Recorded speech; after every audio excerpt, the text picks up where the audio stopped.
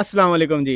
ये हमारी second episode है जिसमें फ़ास्ट यूनिवर्सिटी के डिफरेंट स्टूडेंट्स को मैंने इनवाइट किया है, इसलिए ताकि आपको कुछ टिप्स दें जो बच्चे जॉइन करना चाहते हैं फ़ास्ट को, या जो ऑलरेडी फ़ास्ट में पढ़ भी रहे हैं ना, और किसी का जीपीए अगर नहीं आ रहा या कोई और एक्टिविटीज़ में आप पार्टिसिपेट नहीं कर रहे, आपको चैलेंजेस फेस करने पड़ रहे हैं, तो इन बच्चों का एक्सपीरियंस पूछेंगे, इनकी लाइफ कैसी गुजरी, अच्छा जीपीए अगर इनका आया तो कैसे आया, और ये जीपीए से हट के बाकी एक्टिविटीज़ क्या कर रहे हैं, कुछ अपनी स्किल्स भी बिल्ड कर रहे हैं कि नहीं कर रहे हैं, ठीक है, अपना पोर्टफोलियो भी बना रहे हैं कि नहीं बना रहे हैं। थैंक यू वेरी मच जी, आप लोग आए, बहुत शुक्रिया। अच्छा, आप पहले सबसे पहले ब्रीफ अपना इंट्रोडक्शन दे दें कि आपका नाम क्या है, आप कौन से सेमेस्टर के हैं, और कौन सा आपका प्रोग्राम है, और जो भी आपके अचीवमेंट्स हैं वो काइंडली बता दें। सबसे पहले तो सबको अस्सलाम वालेकुम। वालेकुम अस्सलाम। मैं 24 बैच फास्ट में BScs कर रहा हूँ और अभी इस टाइम पे मेरा 1 साल कंप्लीट हो चुका है, यानी 2 सेमेस्टर्स। गुड। मेरा बैकग्राउंड प्री FSCI यानी ICS से है, प्री अच्छा, इंजीनियरिंग प्री मेडिकल का नहीं है। ठीक है। और सेकेंडली मैं ये चीज़ थी कि मेरी के CS में आने का बेसिकली मकसद जो था, सबसे पहले तो बचपन से इंटरेस्ट था, कंप्यूटर्स यूज़ किए, उसके बाद जो आगे देखा कि कंप्यूटिंग का स्कोप है, कंप्यूटिंग फील्ड्स का, AI, machine learning, data sciences सब का, तो इस वजह से CS में आए। और CS में आने के अंदर मतलब CS में बेसिकली क्यों आए, किसी एक स्पेसिफिक फील्ड में क्यों नहीं गए, यानी डाटा साइंसेज या मशीन लर्निंग। उसकी वजह ये थी कि CS के अंदर आप जो इलेक्टिव्स चूज़ करोगे उसकी बेसिस पे आपकी स्पेशलाइजेशन उस स्पेसिफिक इलेक्टिव्स के अंदर आ जाएगी, लेकिन आप आगे स्पेशलाइजेशन यानी MS किसी और फील्ड में भी कर सकते हो। गुड। जिसकी एग्जांपल मेरे पास यही होगी कि अगर आपने फ़र्ज़ करें मशीन लर्निंग के इलेक्टिव्स थे, मशीन लर्निंग का FYP था आपका, और अब आप MS करना चाहते हो डाटा साइंसेज में। अब जो मशीन लर्निंग के ऊपर डाटा सेट्स वगैरह इस्तेमाल होते हैं, वो आपके पास curated and prepared by data scientists की तरफ से होते हैं। तो अगर आपका उसके अंदर भी ग्रिप हो जाएगी, डाटा साइंसेज के अंदर भी, और आप मशीन लर्निंग में ऑलरेडी आपने काम किया हुआ है, तो बेसिकली जब डाटा भी आपने प्रिपेयर किया, उसके ऊपर अपने मॉडल को ट्रेन भी किया, तो वो ज़्यादा बेटर रह जाएगा। ठीक हो गया। बेसिकली आपका स्कोप जो है वो बियॉन्ड चला जाएगा, मशीन लर्निंग से भी आगे। ठीक है, गुड। तो अच्छा मुझे बताएं कि आपने जीपीए बताना चाहेंगे अपना, लोग बताते नहीं, वैसे आप बताना चाहेंगे। जी बताना चाहेंगे सर, GPA फर्स्ट सेमेस्टर में 3.9 था और माशाल्लाह। सेकंड सेमेस्टर में 3.81। गुड, यानी सीजीपी कितना हो गया अभी आपका? C 3.85। 3, ये बहुत अच्छा जी सीजीपी है, फास्ट में रेयर लोगों का आता है, शायद अदर लोग होते हैं, and he is one of them माशाल्लाह। आप पढ़ाई के अलावा कुछ और भी आपने सीखा है over the year? Sir computer science में बेसिकली जो स्किल्स डेवलपमेंट या कुछ और प्रोजेक्ट्स वगैरह सीखना, वो मैं तकरीबन तीन साल हो गए हैं, फर्स्ट ईयर से बेसिकली स्टार्ट किए अच्छा, हुए हैं। गुड। सबसे पहले मैंने पाइथन सीखी थी। पाइथन में पहले तो वो पहले भी मेंशन किया कि पाइथन में कोड विद हैरी की प्लेलिस्ट है, वो पहले सारी फॉलो की, उसमें बेसिक अपनी बिल्ड की। फिर बाकी स्पेशलाइज जो बेसिकली पाइथन में मैंने किया वो गेम डेवलपमेंट में यूजिंग पाई गेम। अच्छा। उससे जो लॉजिक बिल्डिंग है उस पर काफ़ी मुझे हेल्प मिली है। उस लॉजिक बिल्डिंग ने फिर ट्रांसलेट किया PF के अंदर, प्रोग्रामिंग फंडामेंटल्स के अंदर, क्योंकि ज़ाहिर है PF के अंदर आपकी फंडामेंटल्स हैं, आपकी सारी लॉजिक बिल्डिंग है, जो वो लॉजिक बिल्डिंग बनती है उसके बाद ही आप जाके सॉफ्टवेयर डेवलपमेंट में जाते हो। सही सही सही। तो वो गेम डेवलपमेंट के प्रोजेक्ट्स काफ़ी बनाए फर्स्ट ईयर सेकंड ईयर के अंदर पाइथन के अंदर। और फिर उसका दूसरा फ़ायदा ये भी हुआ कि जो मेरे प्रोग्रामिंग फंडामेंटल्स का प्रोजेक्ट था वो भी एक 2D गेम थी, जो मेरा ऊप का प्रोजेक्ट था वो भी एक 2D गेम थी, तो उनके अंदर भी काफ़ी फ़ायदा हुआ। दोनों में मेरे बैच में हाईएस्ट मार्क्स थे इस वजह से, दोनों प्रोजेक्ट्स में। और गुड गुड। जो दूसरे फ़ायदा ये भी कह सकते हैं आपके logic building and skills development का, कि गेम्स वगैरह पहले पाइथन में बनाई। पाइथन में जब लॉजिक बिल्डिंग मेरी स्ट्रॉन्ग थी, तो मुझे C++ वगैरह में, ऊप में या PF में सिर्फ सिंटैक्स से यूज़ टू होना पड़ा था। तो सिंटैक्स से जब मैं एक बार यूज़ टू हो गया, तो वो इतना जो मुश्किल नहीं लगा। अभी समर में कुछ कर रहे हो? समर्स में फ़िलहाल जो HEC की तरफ से कोर्सेरा के लाइसेंसेज हैं, उसमें डाटा स्ट्रक्चर्स का कोर्स कर रहा हूँ, और साथ LangChain agentic AI basically. Great, good. ये इब्तिसाम साहब हैं, इनसे इंशाल्लाह टिप्स पूछेंगे, प्रोग्रामिंग में कैसे इनका अच्छा ग्रेड आया, तो इनकी टर्न आती है बाद में इंशाल्लाह। जी मुबीन साहब, आप बता दें। वालेकुम सलाम, कैसे हैं आप? ठीक हैं? ठीक ठाक, अल्लाह की। फास्ट में साल आपने गुजारा, कुछ चैलेंजेस आए कि बस समुद्री चला गया हर चीज़? देखें, फास्ट का रगड़ा जो है वो बहुत मशहूर है। अच्छा। तो आप कह सकते हैं कि अगर कोई बच्चा प्री इंजीनियरिंग से, जैसे कि मैं फास्ट में आया कंप्यूटर साइंस करने, तो मुझे काफ़ी चैलेंजेस अच्छे खासे फेस करने पड़े, क्योंकि मेरा कोडिंग बैकग्राउंड नहीं था। हालांकि मैंने जो पहला मंथ था उसमें बिल्कुल आखिरी 15 डेज में कुछ C++ के कोडिंग सीखी थी, जो कि मुझे मिड 1 और मिड 2 तक काफ़ी बेनिफिशियल रहा था। उसके बाद जब पॉइंटर्स शुरू हुए, तो वो मेरे लिए बिल्कुल नया कॉन्सेप्ट था, और उसमें क्योंकि आपने मेमोरी एड्रेस पे जाके वैल्यूज चेंज करना और वो सारा कुछ था, तो काफ़ी मेरे लिए मुश्किल था। अच्छा। उसके अलावा उससे पहले मैंने कभी इन थ्योरी मतलब कह सकते हैं कि इतना फोकस नहीं किया था। फिर जब मैंने सेकंड सेमेस्टर के कह सकते हैं मिड में मैंने शुरू किया लिंक्डइन, लिंक्डइन पे अकाउंट बनाया, देखा कि लोग कैसे इंडस्ट्री कैसे चल रही है आपकी। तो उसमें मैंने फोकस किया कि मतलब खाली प्रोग्रामिंग में इतना कोई मतलब फ़ायदा नहीं है, अगर आप उसके साथ जो रियल वर्ल्ड एप्लीकेशंस हैं और जो आजकल साथ-साथ चल रहे हैं उन पे भी फोकस करें। तो समर में वही इब्तिसाम ने बताया, कोर्सेरा का फ्री लाइसेंस मिला था, तो उसमें मैंने शुरू किया ये मशीन लर्निंग के बारे में। ठीक तो है। उस कोर्स से मुझे ये फ़ायदा हुआ कि मुझे पता चला कि ये जो हम नॉर्मली कैलकुलस पढ़ते हैं, ये खाली हमारा इन थ्योरी काम नहीं आता, बल्कि मशीन लर्निंग में आपके बहुत ज़्यादा फंक्शंस और वो बिल्कुल। लॉजिस्टिक ट्रेनिंग डाटा में बहुत ज़्यादा काम आता है। जी, जी, बिल्कुल। तो खाली जो है आपका मतलब ये जो सीएस फील्ड में आप पढ़ रहे हैं, ये खाली आपका उसमें थ्योरी में आपका उसमें नहीं काम आता, बल्कि इन फील्ड आपके सीएस फील्ड से भी रिलेटेड है। सही से, गुड। थैंक यू मुबीन। शाहमीर साहब हैं, शाहमीर साहब। शाहमीर साहब, आप बताएं यार, फास्ट के स्टूडेंट जो अभी करंटली जो पहला साल गुजार रहे हैं या जो आना चाहते हैं, कोई ऐसी चीज़ें जो कोई ना बताता हो। अस्सलाम वालेकुम सर। वालेकुम सलाम। माय नेम इज़ शामिर, जैसा आपने बताया। मैं 22nd बैच का स्टूडेंट हूँ एआई का। एआई कर रहे हैं माशाल्लाह। और उस टाइम पे असल में सबसे बड़ा मसला ये था कि किसी को आइडिया नहीं था कि एआई, डाटा साइंस और साइबर मतलब एक फ़ील्ड्स हैं जिसके ऊपर आपने आगे मतलब इनका कोई फ्यूचर है या नहीं ना। मेरा एडमिशन सीएस में नहीं हुआ था, मेरा सिर्फ एआई के अंदर हुआ था स्टार्ट के अंदर। और एआई के बारे में उस टाइम पे तो मेरे वालिद साहब ने बोला कि आप एआई ना चूज़ करो, आपको सीएस में करना चाहिए था। लेकिन अल्हम्दुलिल्लाह पहला साल, दूसरा साल, मैं 22nd बैच का हूँ। 3 साल गुज़रने के बाद ये पता लगा कि एआई का आपने खुद देखा होगा कि जो नए बच्चे आ रहे हैं उनका मेरिट भी बहुत हाई है। इवन सीएस वो शायद क्रॉस कर जाए। जी, जी। और AI was a very good field, मतलब जब मैंने चूज़ करके अब मैं ये कह सकता हूँ कि बहुत अच्छी फ़ील्ड थी। और दूसरी बात ये है कि स्टूडेंट्स जो सबसे शुरू में आ रहे हैं, मैंने असल में गैप ईयर लिया था, मैंने बहुत डिफ़िकल्टीज़ फ़ेस की थी इसके ऊपर कि जब गैप ईयर मैंने लिया तो बच्चे यही सोचते थे कि फास्ट कोर्सिंग है, मुझे आइडिया भी नहीं था मैंने सीएस करना है, क्या करना है। मैं प्री इंजीनियरिंग बैकग्राउंड से था ए लेवल्स के बाद, गैप ईयर लेने के बाद। तो फर्स्ट ईयर के बाद गैप ईयर के बाद मुझे ये रियलाइज़ हुआ कि फर्स्ट सेमेस्टर गुज़रा, मेरी वार्निंग आ गई पहली और मुझे नहीं क्लियर हो सका मेरे से। फिर मैं बड़ा डिसहार्ट हुआ, मैंने नहीं करना था। लेकिन मैं फिर कुछ टीचर्स के पास गया अपने इलेक्ट्रिकल डिपार्टमेंट में और बाकी एचओडी से मिला। उन्होंने यही बोला कि आप क्या नाम है, डिग्री छोड़ दें या फिर आप बीबीए अकाउंटिंग फाइनेंस में ट्रांसफ़र कर लें। उस सब के बाद कोई महीना वो जो हमारी छुट्टियाँ थी उसमें हमें यही पता लगता रहा। फिर कुछ स्टूडेंट्स जैसे सर हसन मुश्तबा, उन्होंने बोला खैर आपका पहले सेमेस्टर बहुत बुरा जीपीए है, कोई मसला नहीं, आपकी वार्निंग लग गई। उन्होंने मुझे बोला आप ये कंटिन्यू रखो डिग्री, आप 1 साल पूरा लगाओ फिर देखो। इवन दो सेकंड सेमेस्टर लगाया उसमें मेरी सेकंड वार्निंग आ गई। सेकंड वार्निंग के बाद और ये बहुत सारे बच्चे मेरे साथ स्टूडेंट्स थे, उनके साथ भी हुआ था। लेकिन अल्हम्दुलिल्लाह समर लगा के और टीचर्स की बहुत मोटिवेशन के साथ मैंने वो वार्निंग क्लियर की। और अल्हम्दुलिल्लाह मेरे जो प्रोग्रामिंग कोर्सेज़ थे सारे के सारे, उनमें मेरा बहुत अच्छा ग्रेड्स आने लग गए आफ्टर फर्स्ट ईयर। और अगर मैं वहाँ भी छोड़ देता और गिव अप कर देता, जैसे बहुत सारे स्टूडेंट्स छोड़ के चले जाते हैं, तो आज मैं इधर ना होता। और जो मैं ज़िंदगी के अंदर सबसे बड़ा मसला ये था कि मैंने ना क्लासेस जो फर्स्ट सेमेस्टर सेकंड सेमेस्टर में आप यूनिवर्सिटी का कोड क्रैक नहीं कर सकते, वो यही है कि आपको अपनी क्लासेस सही अटेंटिवली लेनी होती हैं, आपको असाइनमेंट्स साथ साथ जमा कराओ, तो आपको कोई ग्रेड लेने से नहीं रोक सकते। मुझे 1 साल बाद पूरा समझ आया, जो स्टूडेंट्स को शुरू में ही पता होना चाहिए। ग्रेड लेना कोई मुश्किल काम नहीं है फास्ट के अंदर, क्योंकि हर स्टूडेंट आपको मोटिवेट करेगा, हर टीचर आपको मोटिवेट करेगा। आप अपना सर्कल अपनी क्लास वालों के मोस्टली सारे लाइक बच्चे होते हैं उन्हीं के साथ बना दें, तो आपको बहुत हेल्प करते हैं ग्रो करने में और हर चीज़ में आपका साथ देते हैं। शामिर एक माशाल्लाह गुड रिसोर्स हैं, अपनी स्टोरी बता रहे हैं। अच्छा, एक बड़ा कॉमन क्वेश्चन शामिर भाई आपसे मैं करता हूँ ये कि स्टूडेंट्स का फास्ट में एडमिशन नहीं होता, जी जी किसी भी प्रोग्राम में उनका मेरिट नहीं बनता, इवन दो किसी कैंपस में भी नहीं बनता, ठीक है। अब वो क्या जाते हैं जी, गैप ईयर की तरफ जाते हैं कि हम 1 साल वेट करेंगे, बस फास्ट में ही आना है हमने, और वो कहीं और शायद अप्लाई नहीं करते या उनका कहीं और भी नहीं होता, मे बी डिफरेंट बैकग्राउंड्स होते हैं डिफरेंट लोगों के।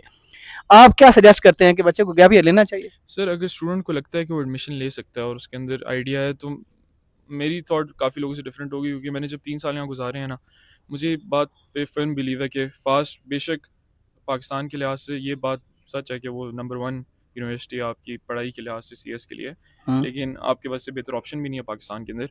लेकिन गैप ईयर उनको इसीलिए लेना चाहिए क्योंकि मुझे 3 सालों में जो मैं ना पढ़ाई की तरफ इतना फोकस था, ना मुझे आइडिया था कि अपना मतलब मुझे कभी भी मैं फास्ट के अंदर अच्छा जीपीए नहीं लेकर आ सकता अगर मैं फास्ट में ना होता। किसी और यूनिवर्सिटी में होता तो मैं बेशक जीपीए अच्छा लेकर आ सकता, मेरी लर्निंग उस तरह ना होती। वो आपको एक पुश कर देती है टू एन एक्सटेंट कि आपको पढ़ना ज़रूरी हो जाता है आपके लिए। और बाकी सोशलाइजिंग और सब कुछ तो वैसी अच्छी है, यहाँ पे आपको स्टूडेंट्स मिल जाते हैं जो आपके साथ, स्पोर्ट्स भी हैं, सब कुछ है, इवेंट्स भी हैं, और टीचर्स आपको बहुत साथ देते हैं। जैसे हमारे करियर एडवाइजर्स भी हैं यहाँ पे, जो आपको जब भी कोई वार्निंग आए, कोई मसला हो, तो आपको पूरा का पूरा आपके साथ बैठ के 2-3 घंटे इवन लगाते हैं कि आप किस तरह क्लियर करोगे, आगे की प्लान बना के। नहीं, गैप ईयर में आप पूरा साल आपके पास होगा ना, क्या फास्ट के बजाय तैयारी करता रहेगा, कुछ और सीखना चाहिए? आप क्या कहते हैं? सर साथ साथ अपना, जैसे हमारे कोर्सेज सारे उन्होंने आउटलाइन दी हुई है, वो साथ साथ लर्न करें कि आपने फर्स्ट सेमेस्टर सेकंड सेमेस्टर में किस तरह गुजारना है, क्योंकि एंट्री टेस्ट के लिए आपको 1 साल पूरा नहीं चाहिए, अच्छा, 1-2 महीने में पूरा हो जाता है। ठीक है, लेकिन पूरे साल के अंदर आप साथ साथ अपने फर्स्ट सेमेस्टर की तैयारी करें, जो आपको कोर्सेज पढ़ोगे, जी और ठीक, साथ आप और आराम से आप लिंक अप कर सकते हो सीनियर्स के साथ किसी भी फास्ट ग्रुप ज्वाइन करके। ठीक है। हमारे चौथे गेस्ट हैं जी अब्दुल्ला शाहिद साहब। अस्सलाम वालेकुम सर। वालेकुम सलाम, कैसे हैं आप? ठीक हैं? मैं ठीक, अल्लाह का शुक्र। अब्दुल्ला साहब, आप कुछ ऐसे पॉइंट बताएंगे जो कि किसी ने नहीं बताया, या कोई कंट्रीब्यूट करना चाहेंगे अपना जर्नी जो 1 साल का था आपका? सर मेरा इन सबसे एक्सपीरियंस थोड़ा डिफरेंट है, अच्छा, क्योंकि बाकी जैसे प्री इंजीनियरिंग से कंप्यूटिंग की फील्ड में आए थे, मैं आईसीएस से इंजीनियरिंग की फील्ड में आया हूँ। मेरे अभी बाकी सब की तरह फर्स्ट प्रायोरिटी कंप्यूटिंग की साइड ही थी, सीएसई थी, ठीक है। लेकिन मेरा मेरिट नहीं बन सका, और मैंने कंप्यूटर इंजीनियरिंग को चूज़ किया। और उसकी चूज़ करने की वजह ये भी थी, हार्डवेयर जो है बेसिकली इरिप्लेसेबल हो गया एक तरह से। ऑब्वियसली जैसे जैसे ये डेवलप हो रहा है, हमें हार्डवेयर की भी उतनी ज़रूरत पड़ेगी, स्पेशली जो एम्बेडेड सिस्टम्स हैं उनकी खास तौर पे हमें ज़रूरत पड़ी है। तो थोड़ी बहुत रिसर्च करने के बाद मैंने कंप्यूटर इंजीनियरिंग को ही चूज़ किया, जबकि इलेक्ट्रिकल इंजीनियरिंग भी ऑप्शन था, और इलेक्ट्रिकल इंजीनियरिंग तो फास्ट काफ़ी टाइम से ऑफर कर रही है, लेकिन कंप्यूटर इंजीनियरिंग का फर्स्ट बैच था जिसमें मैं आया था। तो एक्सपीरियंस की बात करें तो एक्सपीरियंस तो बहुत अच्छा रहा है, काफ़ी कुछ सीखने को मिला है, कम्युनिकेशन स्किल्स बहुत अच्छे हुए हैं, और फास्ट बेसिकली अगर मैं कहूँ तो ग्रूमिंग एक स्टूडेंट की बहुत अच्छे से करती है। सही है। अच्छा, जो लोग कंफ्यूज होते हैं सॉफ्टवेयर इंजीनियरिंग में, इलेक्ट्रिकल इंजीनियरिंग में, कंप्यूटर इंजीनियरिंग में, आप क्या डिफरेंस फील करते हैं? उनको क्या मशवरा देते हैं कि यार कौन सा चूज करना चाहिए? सर पर्सनली अगर आपको वाकई में कोडिंग और प्रोग्रामिंग का शौक है और आपका मेरिट बन जाता है किसी कंप्यूटिंग फील्ड में, तो मैं तो ये कहूँगा कि आप कंप्यूटिंग फील्ड में ही जाएं, जैसे कंप्यूटर साइंस हो गया, सॉफ्टवेयर इंजीनियरिंग। लेकिन अगर आप कोडिंग में थोड़ी वीक हैं, जैसे अगर मैं अपनी बात करूं तो मैंने आईसीएस चूज़ की, तो थोड़ा बहुत कोडिंग का मेरा बैकग्राउंड था, लेकिन मेरे दोस्तों से अगर मैं कंपेयर करूं तो मेरी प्रोग्रामिंग उतनी अच्छी नहीं थी, एवरेज थी। तो कंप्यूटर इंजीनियरिंग मैं अभी तक यही समझता हूँ कि मेरे लिए अच्छी फील्ड साबित हुई है। चलिए, अल्लाह आपको और कामयाब करे। नेक्स्ट क्वेश्चन सब जो मेरे हैं माशाल्लाह गेस्ट, उन सबसे ये होगा कि जब आपको डिग्री करते हो, लाइक कंप्यूटर साइंस आपने करना है, तो कंप्यूटर साइंस किस बंदे के लिए बेस्ट डिग्री है? क्या जिसने कोडर बनना है? कंप्यूटर साइंस का मतलब है कि आपने कोडिंग करनी है, डेवलपमेंट करनी है, कि इसका कुछ और मतलब भी है? आपसे शुरू करते हैं। सर सबसे पहले तो कंप्यूटर साइंस के अंदर हमें सबसे पहले लेक्चर में जो बताया गया था और ओरिएंटेशन में भी बताया गया था, कंप्यूटर साइंस करने का मकसद है कि आप कंप्यूटर साइंटिस्ट बनते हो, उसका मकसद ये है कि प्रॉब्लम सॉल्विंग। आप देखोगे कि दुनिया में कौन सी प्रॉब्लम है या कौन सा ऐसी चीज़ है जिसको आप इजी कर सकते हो। आजकल की अगर स्कोप के लिहाज से बात कीजिए तो वर्क फ्लो ऑटोमेशन के बारे में, तो वर्क फ्लो ऑटोमेशन क्या है? किसी भी इंसान का कोई भी वर्क फ्लो है जो वो काम करता है। फॉर एग्जांपल हम एज अ फास्ट स्टूडेंट्स, हमारा वर्क फ्लो क्या है? जीसीआर के ऊपर देखा हमारा क्या ड्यू है, जीमेल देखी अपनी कि हमारे पास वहाँ पर भी ड्यू का मैसेज आज तक ये असाइनमेंट इस टाइम पे ड्यू है इस सब्जेक्ट की। उसके बाद हमारा अपना फ्लेक्स जो पोर्टल है मार्क्स का, वो हमारा वर्क फ्लो इसी के अंदर आता है एज स्टूडेंट्स।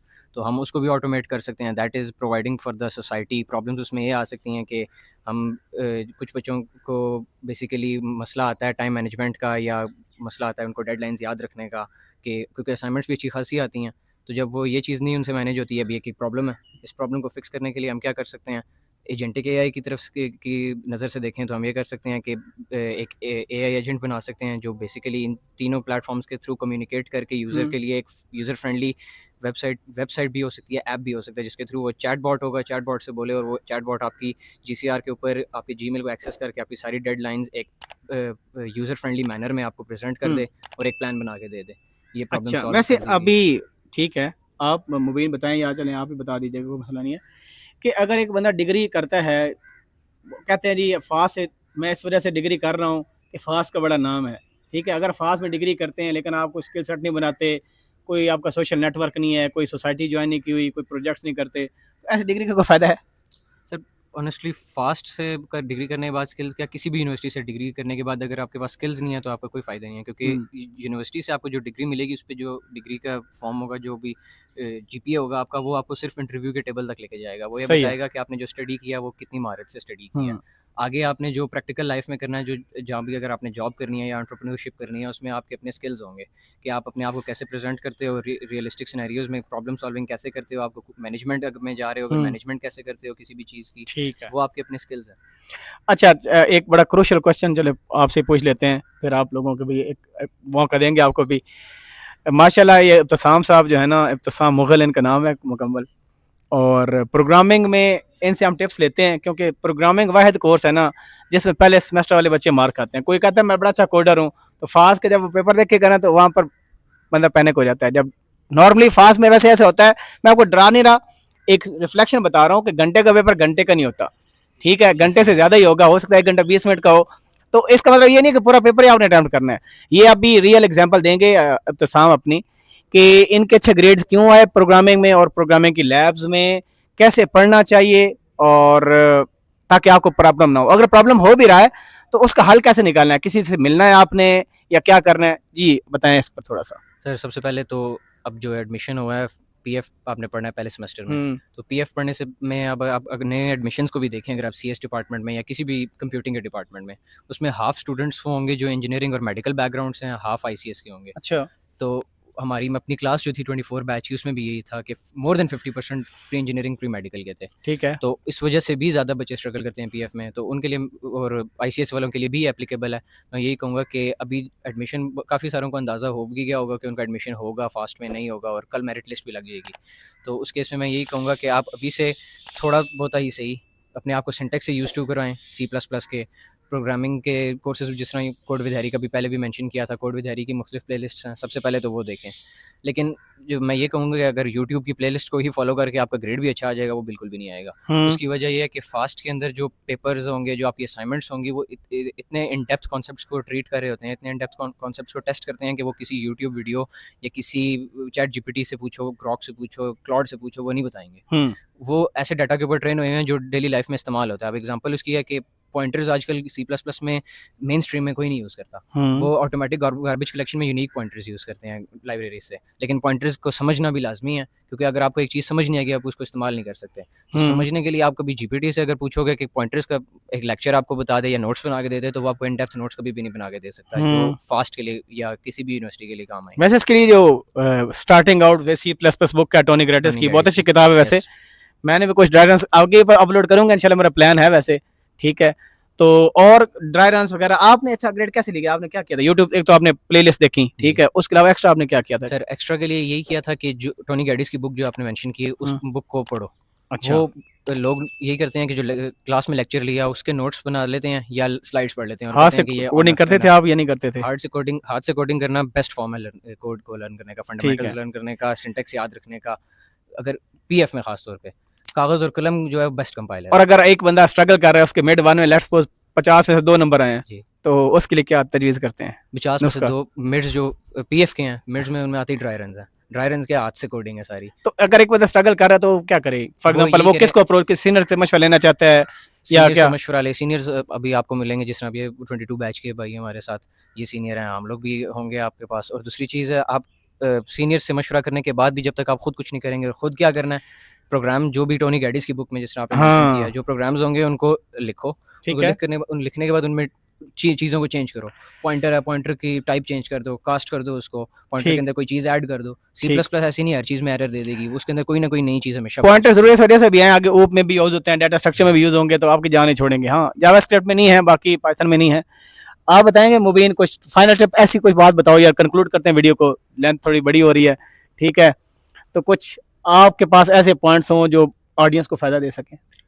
सबसे पहले जैसे कि इब्तिसाम ने बताया कि सीनियर आपको गाइड करेंगे, तो उसी के रिलेटिव में एक पॉइंट ऐड करना चाहूँगा कि जब भी आप मिड एग्ज़ाम देते हो तो आपको अंदाज़ा नहीं होता पेपर कैसा आएगा, तो उसका आप ओवरव्यू लेने के लिए पास पेपर्स पे ज़रूर फोकस करो, क्योंकि मोस्टली क्वेश्चंस जो होते हैं वो पास पेपर से ही रिपीट हुए होते हैं, लेकिन उनमें कुछ वैल्यूज़ चेंज होती हैं या कुछ उन्होंने 1-2 चीज़ें ऐड या आपको आइडिया हो जाता है जी, उससे आपको आइडिया हो जाता है और उससे आपको ना वो पॉइंट जो है बहुत गुड पॉइंट होता है। और सेकंड पॉइंट ये होता है कि आपकी जो असाइनमेंट और जो आपको इस तरह टास्क मिलते हैं वो आपने खुद करने की कोशिश करो, क्योंकि मोस्टली प्रोग्रामिंग में लड़के जो होते हैं उनका जब ग्रेड गिरता है वो असाइनमेंट में प्लेजरिज्म की वजह से गिरता है। तो प्लेजरिज्म जो है उसको आप अवॉइड करो। बेशक आपका कोई दोस्त है, जितना अच्छा मर्जी दोस्त है, वही आपके लिए आगे मुश्किल का सामना, वही आपके लिए आगे कांटा और बन डेमो भी सकता होता है प्रोजेक्ट का और असाइनमेंट्स हाँ, का। प्रोजेक्ट और ये असाइनमेंट का डेमो भी होता है। अगर आप चैट जीपीटी से करते हो तो वो आपको ना मुश्किल हो जाता है। ठीक हो गया। तो उसका इजी वर्जन यही है कि आप से जितनी होती है आप खुद करो, चैट जीपीटी पे कम फोकस करो, क्योंकि जब आप अगर चैट जीपीटी भी यूज करते हो तो आप डेमो देने जाते हो, ठीक हो डेमो देने चाहते हो, वहाँ पे आपसे बताया एक्सप्लेन नहीं होता कोड में किया क्या, तो जिसकी वजह से आपका जो आपने खुद किया होता है उसका भी नेगेटिव पॉइंट जी, इम्पैक्ट पड़ता है बहुत उससे। शुक्रिया जी। शामिर साहब, आप कुछ ऐसी बातें लास्ट में बताना चाहेंगे बच्चों को जो आप समझते हैं बड़ी गोल्डन वर्थ है उनकी? सर उनके लिए बस यही है कि आप अपनी क्लासेस में सो मत और अपनी क्लासेस टाइम से लो और सारे के सारे जब नोट्स नींद बनाओ। आ रही छींटे मारने चले जाएं फिर? नहीं सर, और बस अपनी क्लासेस सही टाइम से लो, अपनी असाइनमेंट्स खुद से करो और क्विज़ेस करो, क्योंकि हर टीचर का अपना वे होता है पढ़ाने का, और जो वो क्विज़ेस में देते हैं और असाइनमेंट्स में देते हैं उसी तरीके का वो पेपर यार बनाते बंदा हैं। बोर भी हो जाता है ना। सुबह 8:30 बजे से क्लास होती है, मेरी क्लास है 2:30 बजे, तो मुझे नींद आएगी, मैं क्या करूँ उस क्लास में फिर? सर और क्लास तो कुछ लेनी टीचर में पड़ेगी। नींद आती है, कुछ ऐसे होते हैं उस्ताद के उनकी क्लास की, सर कुछ कोर्सेज आसान होते हैं उनमें आपको नींद आती है, लेकिन जो आपके मेन प्रोग्रामिंग के कोर्सेज यानी उनमें अटेंटिव आप होके हक अदा करें। अटेंडिव हो कि आप हक अदा करो, आपको कोई ग्रेड लेने जी से रोक नहीं सकता। अब्दुल्ला शाह साहब, आप कुछ फाइनल रिमार्क्स देना चाहेंगे? सर प्रोग्रामिंग की जैसे बात चल रही थी, तो मैं ये कहूँगा कि अगर आप एक बिगिनर हैं तो आप ट्यूटोरियल देखें, ठीक है। जैसे प्रोग्रामिंग ट्यूटोरियल्स हैं आप ज़रूर देखें, लेकिन ऐसा नहीं है कि आप एक क्वेश्चन देख रहे हैं, वो क्वेश्चन बंदे ने सॉल्व किया है, बस आपने बंद कर दिया। आप उसको खुद भी प्रैक्टिस करें और बेसिकली आप सिंटेक्स समझें और प्रॉब्लम्स को सॉल्व करें, तो ये काफ़ी हेल्पफुल होता है। और कुछ स्टूडेंट्स मैंने नोटिस किया कि लैब को सीरियस नहीं लेते, लैब टास्क खुद नहीं करते, जीपीटी से करवा लेते हैं और पकड़े भी जाते हैं। हाँ, ये तो पॉइंट लैब टास्क को सीरियस लेना चाहिए, वो आपको एग्जाम के लिए बहुत हेल्प करते खुद करने चाहिए। चलिए, पास पेपर की मूवी ने बात की, इनका ईमेल एड्रेस दे दूंगा, इनसे आप पास पेपर ले लीजिएगा या आप एटलीस्ट आपको गाइड कर देंगे। वैसे गेटअप पर मौजूद है, फास्ट यूनिवर्सिटी का काफ़ी सेमेस्टर के पास पेपर मौजूद हैं। चाहिए चारे कैंडिडेट्स हैं माशाल्लाह, बड़े ज़बरदस्त इन्होंने टाइम निकाला अपना, और कैमरामैन का शुक्रिया अदा करते हैं, वो भी काफ़ी टाइम से जो है ना ऑन होल्ड है। तो कोई और पॉइंट रहता है जो आप एम्फसाइज करना चाहते हैं? पास्ट पेपर के रिलेटेड मैं ये कहूँगा कि इब्तिसाम भाई हमारे अच्छे भाई हैं, इन्होंने पिछले दिनों ये एक वेबसाइट बनाई है, अच्छा, तो जिसमें उन्होंने जूनियर्स की हेल्प आउट करने के लिए इन्होंने ना सारे पास्ट पेपर, सारे पास्ट क्विजेज और जो डाटा रिलेटेड नोट्स वगैरह भी अपने, और गुड यार, सारा डाला हुआ है। सदका जारी है जी, अल्लाह इनको तो वो अजर दे जरूर चेक करें। इब्तिसाम भाई बता दो। जी। आप वेबसाइट का नाम वगैरह बता दो कुछ और। वेबसाइट का नाम तो NU Hub और वो वर्सल के ऊपर होस्टेड है, तो nuhub.versal.app। उसके ऊपर रिसोर्सेज फर्स्ट सेमेस्टर से रिलेटेड भी हैं और बाकी पास्ट पेपर्स तो हर सेमेस्टर से रिलेटेड हैं। बाकी सेमेस्टर के भी रिसोर्सेज आते जाएंगे, साथ साथ पूरे होंगे ये सेमेस्टर। जैसे जैसे ग्रो करते जाएंगे 25 बैच के लिए बड़ा फायदा हो जाएगा। ठीक हो गया जी, बहुत शुक्रिया आप सब लोगों का। फिर भी ना आप लोगों का कोई क्वेश्चन हो, जेन्युइन क्यूरी हो, जो क्वेश्चन एड्रेस ना हुआ हो, तो नेक्स्ट सेशन एक और भी करेंगे आप लोगों के लिए, जो क्वेश्चन रह जाएंगे सिर्फ उनके लिए। ठीक है, अगर आप फील करते हैं कि 2 सेशन में कुछ क्वेश्चन एड्रेस नहीं हो सके, तो हम और क्वेश्चन भी करेंगे। और इंशाल्लाह मेरा प्लेटफॉर्म आगे भी और डिफरेंट लोगों को इंटरव्यू करने का प्लान भी है, जो टेक इंडस्ट्री में लोग बैठे हैं, CEOs बैठे हैं फॉर एग्जांपल, उनसे भी करूंगा इंशाल्लाह। तो आपके लिए काफ़ी यूजफुल चीज़ें होंगी। और जो बुक्स है ना टोनी गिरेटस की, मेरी एक वैसे प्लेलिस्ट में आउटलाइन के नाम से भी है, जो फास्ट इस्लामाबाद कैंपस में PF की आउटलाइन फॉलो की जाती है, उसकी बुक्स भी मेरे पास पड़ी हैं। ड्राइव लिंक मैंने वैसे शेयर किया हुआ है, आप लोगों से कर दूंगा। कोई भी हेल्प चाहिए हो, यू आर ऑलवेज वेलकम। ठीक है जी, अपना ख्याल रखें। अल्लाह हाफिज़ नासिर।